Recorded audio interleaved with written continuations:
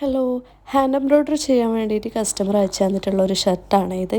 എനിക്കിട്ട് ചെറുതായിട്ടൊരു പണി തന്നിട്ടുള്ളൊരു വർക്കും കൂടിയാണ്. അയൺ ചെയ്യുന്ന സമയത്ത് കുറച്ച് ഭാഗം കത്തിപ്പോയി. അപ്പോൾ ആ ഒരു പോർഷൻ കവർ ചെയ്യുന്ന രീതിയിൽ എന്നെക്കൊണ്ട് പറ്റുന്നത് പോലെ എംബ്രോയ്ഡറി ചെയ്തിട്ട് ഭംഗിയാക്കി തരണം എന്നാണ് ആൾ പറഞ്ഞിട്ടുണ്ടായിരുന്നത്. കോൺടാക്ട് ചെയ്ത സമയത്ത് ഒരു ഫോട്ടോയും കൂടി ആൾ എനിക്ക് അയച്ചു തന്നിട്ടുണ്ടായിരുന്നു. ഫോട്ടോയിൽ കണ്ടപ്പോൾ വലിയ കുഴപ്പമൊന്നും തോന്നിയില്ല. ചെറിയൊരു ഭാഗം മാത്രമേ ഡാമേജ് ആയിട്ടുള്ളൂ.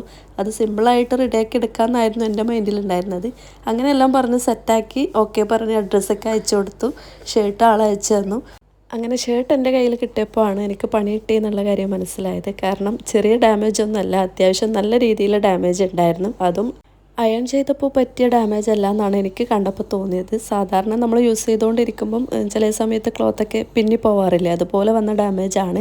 അത് കവർ ചെയ്യാനായിട്ട് ആൾ ബാക്കിൽ വേറൊരു പീസ് തുണി കൊണ്ട് സ്റ്റിച്ച് ചെയ്തെടുത്തിട്ടുണ്ട്. അപ്പോൾ ആ ഒരു സ്റ്റിച്ച് ചെയ്ത പോർഷൻ കവർ ചെയ്ത് കൊടുക്കാൻ വേണ്ടിയിട്ടാണ് എന്നോട് പറഞ്ഞിട്ടുണ്ടായിരുന്നത്. സ്റ്റിച്ചിങ് വരുന്ന ആ ഒരു കംപ്ലീറ്റ് ഭാഗവും എംബ്രോയ്ഡറി ചെയ്തിട്ട് അടിപൊളിയാക്കി കൊടുക്കണം എന്നാണ് പറഞ്ഞിട്ടുണ്ടായിരുന്നത്. അപ്പോൾ ഡിസൈനും കാര്യങ്ങളൊക്കെ എന്നോട് തന്നെ ചൂസ് ചെയ്യാനാണ് പറഞ്ഞിട്ടുണ്ടായിരുന്നത്.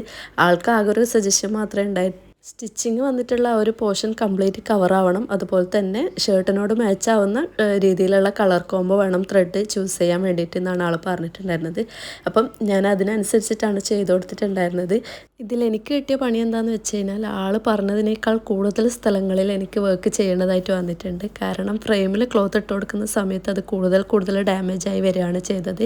അപ്പം കൂടുതൽ ഭാഗങ്ങളിൽ കൂടുതൽ എക്സ്ട്രാ ടൈം എടുത്തിട്ട് എനിക്ക് വർക്ക് ചെയ്യേണ്ടതായിട്ട് വന്നിട്ടുണ്ട്. എന്തായാലും വർക്ക് നല്ല അടിപൊളിയായിട്ട് തന്നെ ചെയ്ത് കൊടുത്തിട്ടുണ്ട്. ഫൈനൽ ലുക്ക് കണ്ടിട്ട് നിങ്ങൾക്ക് ഇഷ്ടമായോ ഇല്ലയോ എന്നുള്ളത് കമൻറ്റ് ചെയ്യാൻ വേണ്ടി മറക്കണ്ട.